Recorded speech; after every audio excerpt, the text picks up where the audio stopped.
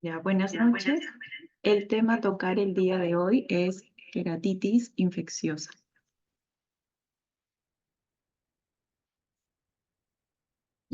Bueno, entonces para comenzar, la primera diapositiva es para hablar sobre la epidemiología, ¿no? Debemos recordar que las queratitis infecciosas se consideran una urgencia en oftalmología debido a que una demora en su diagnóstico y su tratamiento van a conllevar a una posible ceguera irreversible en el paciente, incluso llevándole a la pérdida del globo ocular, debido a que puede llevar complicaciones como una endoftalmitis, ¿no? O una perforación de la úlcera corneal. Afecta tanto a hombres como mujeres, pero se ha visto una mayor cantidad de casos en el caso de los varones y también afecta a cualquier edad.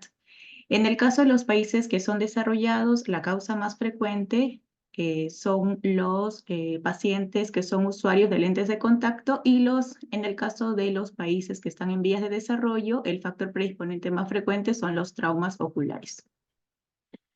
En cuanto a la etiología, pues la causa más frecuente dentro de todos los microorganismos van a ser las bacterias, ¿no? Entonces, como podemos ver en los cuadros, en el caso, por ejemplo, del continente europeo, ¿no? También se puede observar que la causa más frecuente son las bacterias. A la cabeza, en este caso, los gram negativos, pseudomonas. Luego, en el caso de Norteamérica, también tenemos que la causa más frecuente de las queratitis infecciosas van a ser las bacterias. En este caso, colocan al Staphylococcus aureus como primera causa. Y en el caso de Sudamérica, también, bueno, en este caso también están los gram positivos, ¿no? En cuanto al diagnóstico, lo que tenemos que tener en cuenta en estos pacientes es saber cuáles son los factores que van a predisponer a que estos pacientes hagan una queratitis infecciosa. Saber si, por ejemplo, el paciente es usuario de lentes de contacto. Esto es un antecedente muy importante. Todos los tipos de lentes de contacto pueden predisponer a la aparición de estas queratitis, pero sobre todo se describen las lentes de contacto de tipo blandas. Importante también es saber cómo han adquirido estas lentes de contacto. De repente es mediante prescripción médica, ¿no? O simplemente por internet. Cuántas horas al día usan las lentes de contacto, si lo usan de noche, cómo es la higiene que estos pacientes tienen con el uso de estos lentes y si lo usan mientras están en la piscina, en la ducha, en el mar, ¿no? También es importante saber y observar en el examen ya mediante la lámpara de hendidura si el paciente pues tiene alguna enfermedad de la superficie ocular que predisponga a estas infecciones, como por ejemplo alguna queratopatía. En este caso, en la imagen se observa una queratopatía bulosa, pero también puede ser una queratopatía en banda, un ojo seco. También es importante observar los párpados, ¿no? Y las pestañas. De repente es un paciente con triquiasis, es un paciente con ectropión, lagoftalmos o dacriocistitis. También es importante evaluar las enfermedades que tiene el paciente. De repente es un paciente diabético que usa corticoides, alcohólico, con antecedente de AR o utiliza medicamentos que le van a causar una inmunosupresión local, ¿no? Por ejemplo, pacientes usuarios ya de corticoides tópicos como la prednisolona, anestésicos tópicos o pacientes que tienen algún síndrome, por ejemplo, el síndrome de Steven-Johnson. También es importante indagar si ha tenido algún trauma ocular el paciente o si ha sido sometido de repente a alguna cirugía corneal. Sobre todo se describen las cirugías refractivas, ¿no? La de tipo LASIK. Luego de, bueno, saber los factores predisponentes en el paciente, ya tenemos que evaluarlo en la lámpara de hendidura, ¿no? Entonces, tenemos que saber cuáles son esos signos de severidad, ¿no? En el paciente. Entonces, en la primera imagen lo que se puede observar es un defecto en el epitelio de la córnea. Entonces, tenemos nosotros que medir cuál es el tamaño, ¿no? En milímetros, su largo y su ancho. Igualmente, el tamaño del infiltrado subyacente es importante medirlo en milímetros. Si encontramos un adelgazamiento corneal, también es importante indicar en qué parte de la córnea es donde se observa el mayor adelgazamiento. Si el paciente presenta hipopión, también es importante describirlo, es un signo de severidad, y evaluar el signo de Tyndall, ¿no? La celularidad en cámara anterior. Puede ir desde una leve reacción inflamatoria en cámara anterior, hasta la presencia de fibrina, ¿no? También es importante evaluar, como en esta imagen, que se ve la úlcera periférica corneal asociado a este signo que es el signo de melting, que es el derretimiento corneal que le llaman, ¿no? Y bueno, evaluar asociado si hay presencia de escleritis, cómo se encuentra la sensibilidad corneal, cómo se encuentra la película lagrimal y la función palpebral. Luego, en cuanto al raspado corneal, es importante saber cuándo realizarlo, ¿no? Esto solo va a ser realizado en el caso que sea una queratitis severa, una queratitis central que esté afectando la visión central, que no haya respuesta al tratamiento empírico que se le inició, ¿no? Al paciente, y si estamos pensando de repente en un microorganismo inusual que sea la causa de la queratitis, de repente estamos pensando en una causa por amebas o fúngica. Luego, el raspado corneal, ¿cómo es que se realiza, no? Lo que tenemos que hacer con el paciente es hacerle un lavado con suero salino y colocarle anestésico tópico, unas gotas. Luego podemos hacer uso, como se observa aquí en la imagen, de el bisturí, el borde romo del bisturí, o si no, podemos usar una espátula de Kimura, o si no, también, como se observa aquí, la aguja 23 gauge o 25 gauge para tomar la muestra de la base y los bordes de la úlcera. Luego, esa muestra tiene que ser evaluada mediante las tinciones. Ahí tenemos la tinción de Yemsa y Gram y de KOH, ¿no? Para evaluar los filamentos fúngicos. Y la otra parte de la muestra tiene que ser enviada para cultivo, ¿no? En el caso del agar sangre, para observar, bueno, bacterias, hongos, agar chocolate, Neisseria, Haemophilus, sobre todo agar saburó hongos, y el caldo de teoglicato aerobios, microaerófilos y anaerobios. En el caso que estemos sospechando de una causa por acantamoeba, ¿no? Una queratitis por acantamoeba, es importante no solamente sacar la muestra del epitelio de la córnea, sino irnos más al fondo, que vendría a ser el estroma corneal. Y la muestra tiene que ser dividida en dos, una para la tinción de Gram, Yensa y blanco calcofluor, y la segunda parte para su evaluación, su procesamiento por PCR y cultivo agar no nutritivo, ¿no? Y si tenemos opción de hacer uso de la microscopía confocal para poder ver in vivo, ¿no? Los quistes de la cantamueva, pues podríamos hacer uso de este método, ¿no? Donde se observa aquí el quiste, vemos que es hiperreflectivo, de forma redondeada y rodeado de una doble pared. Y en el caso que estemos pensando de una causa vírica, ¿no? Vamos a enviar la muestra al tubo de Eppendorf y también procesarlo por PCR, ¿no? Mediante este método el resultado saldría en unas 2 horas y tiene la misma sensibilidad y especificidad que un cultivo. Ya.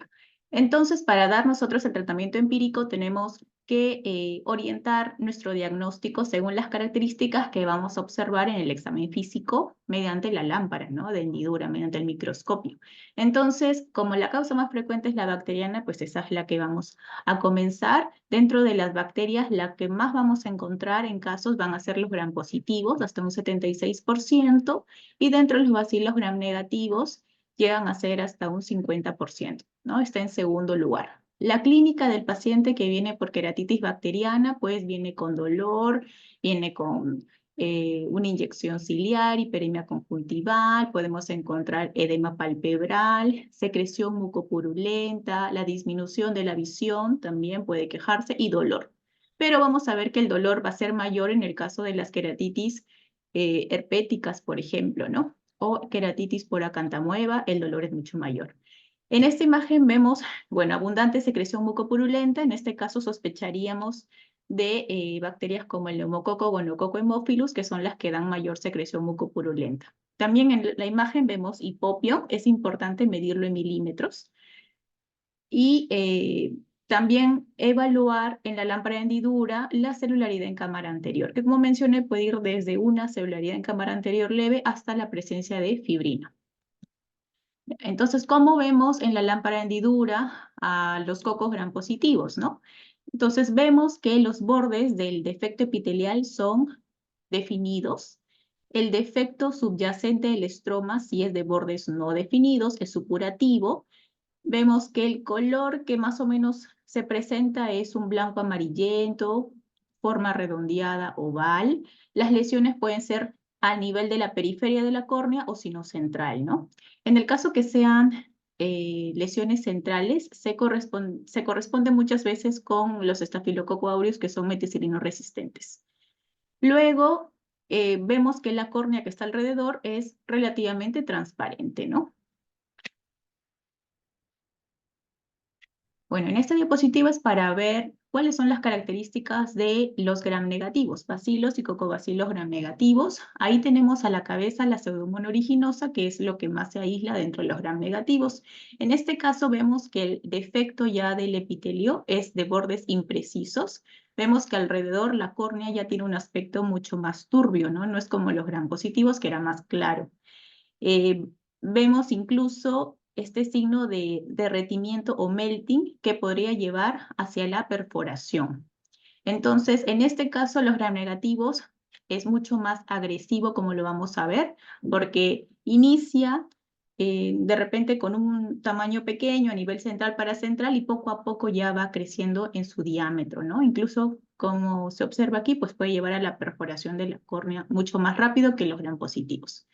La supuración, que bueno, siempre está presente en las bacterianas, el exudado mucopurulento y el hipo.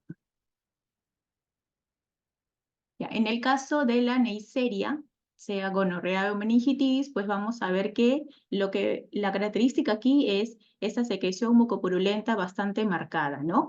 El edema de los párpados, la quemosis conjuntival también se observa. Y cómo debemos sospecharlo en aquellos pacientes que, por ejemplo, son sexualmente activos y que de repente, semanas antes de tener los síntomas oculares, pues han presentado uretritis, ¿no? Y en el caso de que sea esta la causa, pues no debemos olvidar que tenemos que dar tratamiento para la clamidia también, porque se ha visto que hasta un 30% de pacientes tienen la coinfección, ¿no? De estas dos entidades. Listo, entonces número 2 tenemos a las queratitis fúngicas. Si bien es cierto, no es la más frecuente, pero está aumentando en su incidencia debido a que hay mayor cantidad de pacientes que están usando pues, lentes de contacto y también hay mayor cantidad de personas que usan los corticoides tópicos. También debemos tener en cuenta factores predisponentes para este tipo de queratitis, pacientes que han tenido traumas vegetales, alteraciones de la superficie ocular, de la superficie corneal, ahí está la queratopatía en banda, por ejemplo, y los que han sido sometidos a alguna cirugía. Entonces, dentro de las queratitis fúngicas, pues tenemos dos grandes grupos, los de filamentos, ¿no? Donde están los aspergillus y el fusarium, y donde está la cándida, ¿no? Las levaduras. Entonces, ¿cómo se observan las queratitis fúngicas en la lámpara de hendidura? Pues se observan de esta manera una lesión blanco-grisácea, los bordes son mal definidos, el infiltrado supurativo también subyacente del estroma. Lo que tenemos aquí bueno, recalcar vendrían a ser los bordes plumosos, ¿no? O esas proyecciones digitiformes asociados a estas lesiones satélites. Entonces, eso es lo más importante en lo que son las queratitis fúngicas. Esos bordes plumosos de la queratitis, de la úlcera, y estas opacidades satélites. En el caso de las levaduras, igualmente, no debemos olvidarnos de esa lesión blanca amarillenta, ¿no? Como se observa ahí, igual los bordes plumosos y los defectos satélites. En el caso de la queratitis por acantamoeba, el porcentaje es menor, 1 a 2%, asociado sobre todo en un 90% a aquellos pacientes que usan lentes de contacto, ¿no? Pero también está incluido aquellos pacientes que han sido sometidos a algún trauma ocular o que han estado en contacto con agua o tierra contaminada. En este caso, en la queratitis por acantamoeba, lo característico en la clínica del paciente es que el dolor es desproporcionado, ¿no? Hay bastante dolor en ellos. Incluso el diagnóstico diferencial que tenemos que tener en cuenta es la queratitis herpética. Entonces, el dolor desproporcionado es porque ya está infiltrando a los nervios corneales, ¿no? Entonces, aquí en esta imagen lo que se observa es la queratoneuritis radial, ¿no? Entonces, son estas opacidades que observamos a nivel del estroma de la córnea, ¿no? Que comienzan en la parte central y van migrando hacia el limbo, hacia la parte periférica. Entonces, ¿qué lesiones podemos encontrar en la fase temprana? Pues comienza de menos a más, ¿no? Una clínica de menos a más, vemos la limbitis, podemos ver una opacidad irregular, grisácea, que poco a poco se vuelve granular, ¿no? Incluso en forma de parches, y encontramos también estas opacidades satélites en la córnea superficial. Y bueno, no olvidar los infiltrados perineurales, ¿no? Que es característico de estos pacientes. Cuando ya, bueno, ya se encuentra en fases avanzadas, encontramos la característica de esta queratitis, que vendría a ser estos infiltrados en anillo, ¿no? Y aquí vemos ya incluso que hay neovasos que están creciendo hacia la córnea, ¿no?, del paciente. En el caso de la queratitis por virus, acá tenemos la queratitis herpética. En este caso comienzan con esta lesión típica, que es la úlcera dendrítica, que son estas microvesículas subepiteliales que están sobrelevadas. Vemos que tiene una dirección lineal, ¿no? Y que estas pueden ensancharse y convertirse en esta úlcera mucho más grande, que vendría a ser la úlcera geográfica. Ambos tipos tienen una tinción positiva a la fluoresceína en el centro, ¿no? También le podemos hacer tinción con rosa de Bengala y vamos a ver qué tiñe a nivel de los bordes de la úlcera, que representan las células desvitalizadas. Y para terminar, pues vamos a hablar sobre el tratamiento, ¿no? Lo que tenemos que dar al inicio, ¿no?, como tratamiento empírico hasta que salga el resultado del cultivo microbiológico. Entonces, en el caso de las queratitis bacterianas, tenemos dos fases para su tratamiento. La primera es la fase de esterilización, que corresponde a 5 días, y luego la fase de curación, que comienza a partir del quinto o séptimo día, ¿no? En el caso que es una queratitis leve, una queratitis que se encuentra en la periferia de la córnea, que no amenaza la visión, pues con monoterapia el paciente va a ir muy bien. Ahí tenemos el ejemplo del antibiótico moxifloxacino al 0.5%. En el caso que sean pacientes usuarios de lentes de contacto, pues se recomienda añadirle una quinolona más, que vendría a ser el ciprofloxacino al 0.3%, por su mejor acción contra las pseudomonas.